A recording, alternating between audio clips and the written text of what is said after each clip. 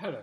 In this video, we are going to consolidate everything that we learned to do for the canonical ensemble by deriving the partition function and probability of being in a microstate for a second different ensemble, the isothermal isobaric ensemble. Let's thus start by reviewing what we did for the canonical ensemble. If you remember, we started by introducing phase space, and we said that this contained the set of all possible microstates. A microstate was just a set of positions and momentum that the atoms in our system could have. We further noted that we can define functions of the positions and momenta, and that we could use these functions to calculate the values of the extensive quantities for our microstates, the values of the volume, the number of atoms, and the energy. We then asked the following two questions. If the number of atoms and the volume of the system is fixed, what is the probability of being in each microstate? And how does the entropy change when we change N and V? In answering these two questions, we use the following mathematical equations. The first of these two ensured that the number of atoms and the volume, V, were fixed to be N prime and V prime. Any microstates that did not have these particular values for the number of atoms and the volume were said to be inaccessible. The final equation, meanwhile, ensured that the average energy of the system was finite. If you remember, we then inserted all this information into our equations for the generalized partition function, and we arrived at the following three expressions that together define the canonical NVT ensemble. The leftmost of these equations gives us the probability of being in a microstate. The middle equation gives us the canonical partition function, and the last tells us that beta, a Lagrange multiplier, is related to the temperature. We further noted that the canonical ensemble was the ensemble that we needed to use if our system was allowed to exchange heat with its surroundings, but not matter or work. Right, now to the central idea in this video. When we come to deal with different ensembles, we do exactly the same set of things. We just, as with so many things in thermodynamics, change the letters and thus the thermodynamic quantities involved. In this video, we are thus going to consider a system that is allowed to exchange both heat and work with its surroundings. This system will not be allowed to exchange matter, however. Let's think what this means in terms of the accessibility of the various microstates in phase space. Obviously, if we are not allowed to exchange matter with the surroundings, the number of atoms in our system will be fixed. The total energy of the system and the volume will be allowed to fluctuate, however. In other words, the system will be allowed to occupy microstates with a range of different values for the internal energy and the volume. We just need the ensemble averages of these two quantities to be finite, which means that we have to impose the two constraints shown here by means of Lagrange multipliers. With these constraints in place, let's now consider the equations for the probability of being in a microstate and the partition function. Remember that for the generalized ensemble, we have the following equations. To get to the specific equations for the isothermal isobaric ensemble, we need to replace the sum over bk with a sum over the two extensive quantities that interest us, namely the energy and the volume. When these are inserted into our expression for the probability of it being in a microstate, we thus get to the following expression. Now notice that I have written the Lagrange multiplier for the energy as beta once more, and the Lagrange multiplier for the volume I have written as beta multiplied by some currently unknown constant lambda. The reason for this will become apparent in a moment. If this is the equation for the probability of being in a microstate, our equation for the isothermal isobaric partition function is simply the following. We thus arrive at the two equations that define the isothermal isobaric ensemble without any great difficulty.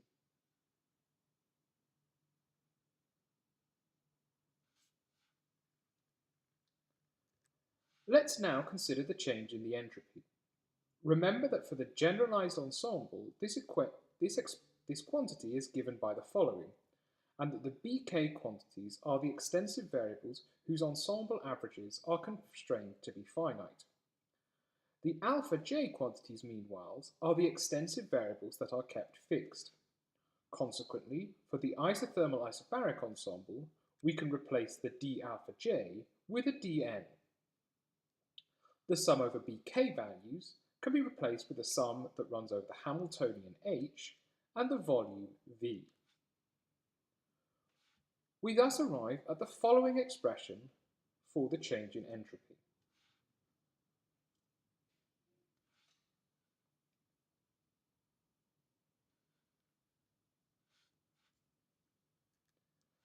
The equation we just arrived at is repeated at the top of this slide. We now recall that when we combine the first and second laws of classical thermodynamics, we get the following expression for dE. We can rearrange this expression to get an expression for ds as shown here. We thus have two different equations for ds, one from statistical mechanics and one from classical thermodynamics, which we can equate. If we equate coefficients of dE in these two expressions, we find that beta is equal to 1 over kBt, much as it was for the canonical ensemble. Meanwhile, if we equate coefficients of dV, we find that lambda is equal to p. We thus call the isothermal isobaric ensemble the NPT ensemble to indicate that in this ensemble, the number of atoms, the pressure, and the temperature are all kept fixed.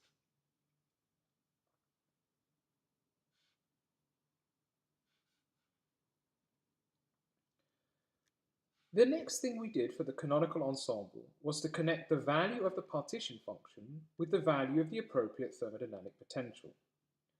Let's do this for the NPT ensemble that we have just arrived at. Remember that we make this connection by remembering that we can calculate the entropy using the equation shown here, because the entropy is just minus the information contained in the distribution. Replacing the BK quantities here by the appropriate ones for the isothermal isobaric ensemble, the energy and the volume, we get to the following, which can be rearranged to give the expression shown here. We now recall that the isothermal isobaric partition function, ZII, is connected to the quantity psi by the equation shown here. The right-hand side of this equation, meanwhile, is equal to minus the Gibbs free energy. We can thus conclude that the Gibbs free energy can be calculated from the isothermal isobaric partition function using the equation shown at the bottom of the slide.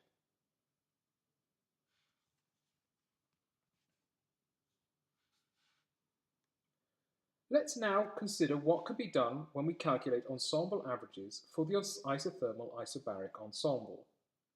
Obviously, I could do this in the manner described for the canonical partition function, where I take the value of our observable of interest, A, for each of the microstates, and multiply it by the probability of being in each microstate, and then sum over all sum this product over all microstates.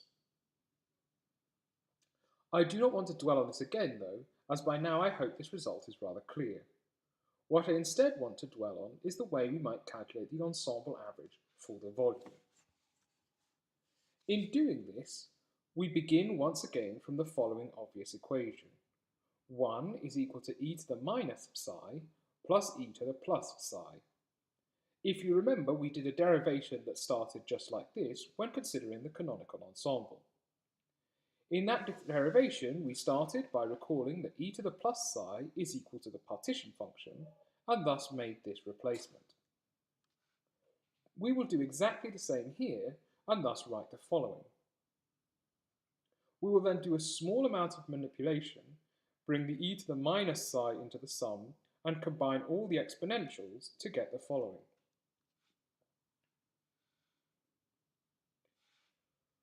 We will now differentiate this expression with respect to beta multiplied by v. Once again, the differentiation here is relatively straightforward, but take a moment to pause the video and work through it yourself if you need to. In doing this, note the derivative of beta h with respect to beta v is 0 for reasons that are hopefully obvious.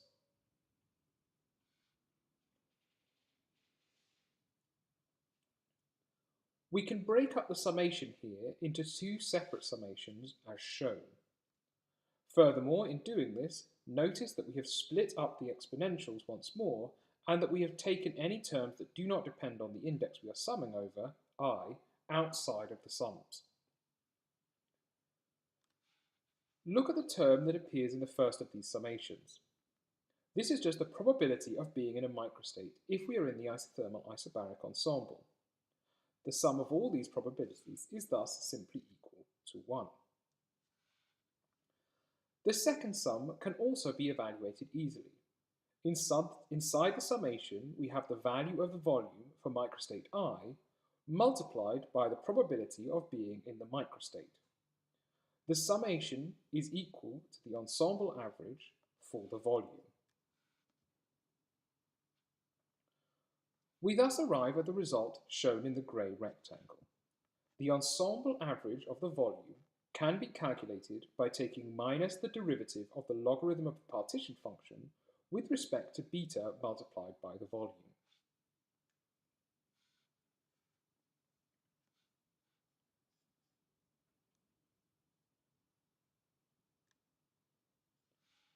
Much as we did for the canonical ensemble, we can go further by taking the derivative of the expression shown at the top of the slide.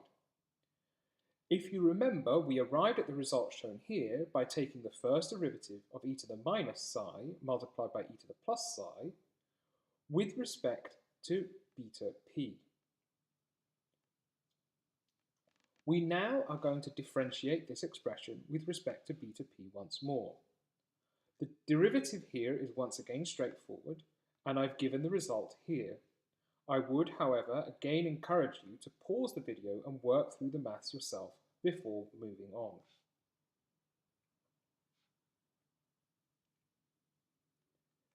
We now recall that we have just shown on the previous slide that the first derivative shown here is equal to minus the ensemble average of the volume. We can thus make this replacement. In addition, we can split up the single summation shown here into two summations as shown.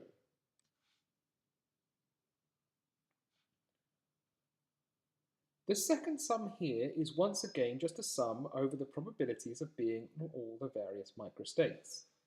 This is thus simply equal to 1. The first sum, meanwhile, is the ensemble average of the quantity shown here. We thus finish with the following expression.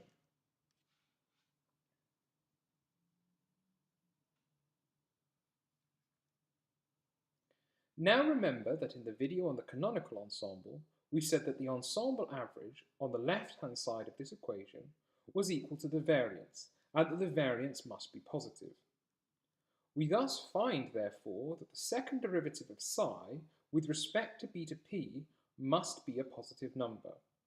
Furthermore, this second derivative must be equal to the average fluctuations in the total volume of the system.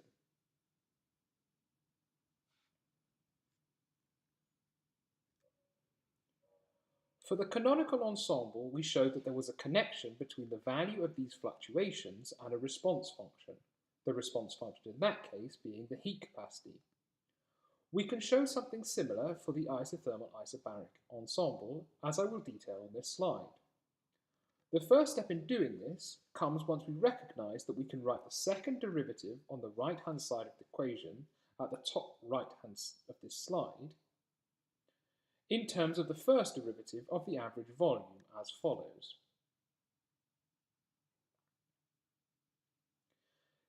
This is nice, but we would rather have an expression for the derivative of the volume with respect to the pressure. It is easy enough to get this expression, though, by exploiting the chain rule, as shown here. The chain rule allows us to write the derivative of the average volume with respect to the pressure as the product of the derivative of the volume with respect to beta p multiplied by the derivative of beta p with respect to the pressure. If the temperature, and thus beta, is fixed, the derivative beta p with respect to p is easy.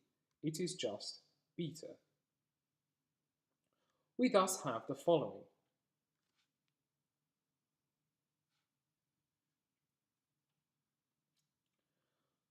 We now remember that the isothermal compressibility is defined as follows. It is equal to minus 1 over the volume multiplied by the derivative of the volume with respect to the pressure at constant temperature. The equations on this slide allow us to write the derivative of the volume with respect to pressure in terms of the fluctuations in the total volume, however. We can replace the dV by d beta p with 1 over beta, or just kBt, multiplied by dV by dP in here, and thus we can write the isothermal compressibility in terms of the fluctuations in the total volume, as shown here.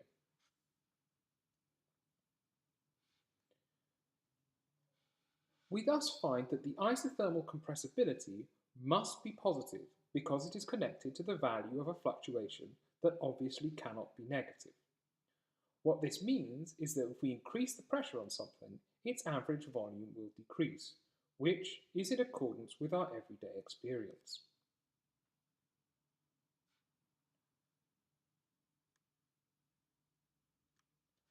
Let's thus finish with a quick summary of everything we have learnt about the isothermal isobaric ensemble.